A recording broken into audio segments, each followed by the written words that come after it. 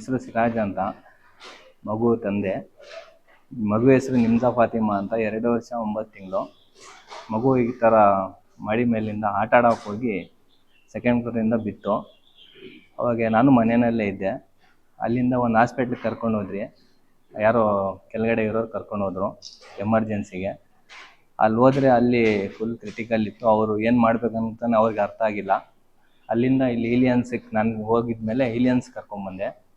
ಇಲಿಯನ್ಸಲ್ಲಿ ಅವರು ಏನು ಮಾಡಬೇಕು ಫಸ್ಟ್ ಏಡ್ ಮಾಡಿದರು. ಫಸ್ಟ್ ಏಡ್ ಮಾಡಿದ ತಕ್ಷಣ ನಮಗೆ ರೆಫರ್ ಮಾಡಿದರು. ಯಲಹಂಕದಲ್ಲಿ ಮಣಿಪಾಲ್ ಇದೆ, ಅವ್ರದ್ದೇ ಒಂದು ಟೀಮ್ ಇದೆ. ಎಸ್ಪೆಷಲಿ ಬಂದು ಅದು ಮಕ್ಕಳಿಗೋಸ್ಕರನೇ ಒಂದು ಟೀಮೇ ಇದೆ. ನೀವು ಅಲ್ಲಿ ಹೋದರೆ ತುಂಬ ಅದು ನಿಮಗೆ ಇದಾಗುತ್ತೆ, ಟೈಮು ಸೇವ್ ಆಗುತ್ತೆ, ನಾವು ಗ್ಯಾರಂಟಿನೂ ಇರುತ್ತೆ. ನೀವು ಫಸ್ಟ್ ಅಲ್ಲಿ ಕರ್ಕೊಂಡೋಗಿ ಅಂದರು. ನಾವು ಯಾವುದೇ ಯೋಚನೆ ಮಾಡ್ದಿರಾ ಸೀದಾ ಹಾಸ್ಪಿಟ್ಲಿಗೆ ಯಲಹಂಕದಲ್ಲಿ ಮೇನ್ ಮಣಿಪಾಲ್ಗೆ ಹೋದ್ರಿ.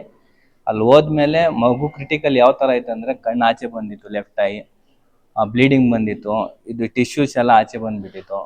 ಆಮೇಲೆ ಎಲ್ಲ ಡಾಕ್ಟ್ರು ನಾವು ಹೋದ ತಕ್ಷಣ ನಮಗೆ ಯಾವ ಥರನೂ ಅವರು ಇದು ಮಾಡಿಲ್ಲ. ಮಗುಗೆ ಯಾವ ಥರ ಟ್ರೀಟ್ಮೆಂಟ್ ಬೇಕು, ಎಮರ್ಜೆನ್ಸಿ ಏನು ಫಸ್ಟ್ ಏಡ್ ಬೇಕು ಮಾಡಿದ್ರು ಅವರು. ಮಾಡಿದಾದಮೇಲೆ ನಮಗೆ ಯಾವುದೇ ರೀತಿ ಬಿಲ್ ಕಟ್ಟಿ ಅಂತ ಹೇಳಿಲ್ಲ ಸರ್. 2 ದಿವಸ ನಮಗೆ ಏನು ಅವರು ಪ್ರೆಷರು ಮಾಡಿಲ್ಲ.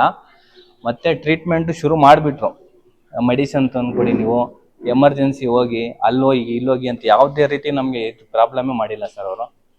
ಆಮೇಲೆ ಬಂದು ಕಾರ್ತಿಕ್ ಸರು, ನೌಶಾದ್ ಸರ್, ಅವರಿಬ್ಬರು ನಮಗೆ ತುಂಬ ಕೋಆಪ್ರೇಟ್ ಮಾಡಿದರು. ಮಗು ಇವಾಗ ನಾವು ಈ ಥರ ಕುತ್ಕೊಂಡು ನಿಮ್ಮ ಹತ್ರ ಮಾತಾಡ್ತಾ ಇದ್ರಿ ಅಂದರೆ ಇವರೇ ಇದಕ್ಕೆ ಕಾರಣ ಆಯಿತು.